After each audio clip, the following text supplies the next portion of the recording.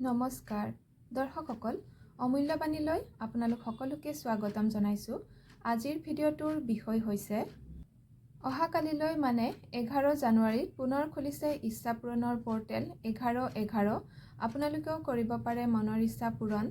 মনৰ ইচ্ছা পূৰণ কৰিবৰ বাবে 4ডাল জুই চলাৰ কাঠি ৰেডি কৰি ল'ব আৰু ৰঙা, কলা, নীলা বা সেউজীয়া যিকোনো এটা ৰঙৰ ৰিফিলৰ কলম, ডট পেন বা ৰং পেঞ্চিল ৰেডি কৰি ল'ব। এতিয়া আপুনি 4টা মনৰ ইচ্ছা বেলেগ বেলেগ লিখিব পাৰিব এই 4ডাল কাঠিত।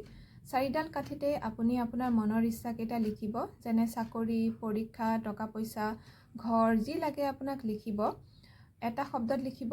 লিখাৰ পিছত আপুনি বাওঁ হাতৰ তলুৱাত লৈ সোঁ হাতেৰে ঢাকি আপোনাৰ এটাৰ পিছত এটাকৈ মনৰ ইচ্ছা পূৰ্ণ হৈছে বুলি ভাবিব।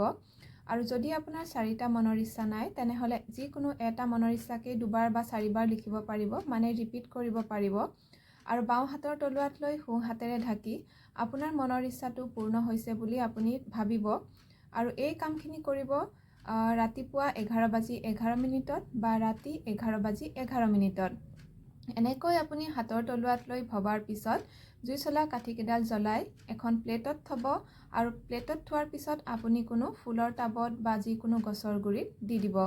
আপোনাৰ মনৰ ইচ্ছাবোৰ 2024ৰ ভিতৰতেই পূৰণ হ'ব। আজিৰ ভিডিঅ' ইমানতে সামৰিছোঁ। ধন্যবাদ।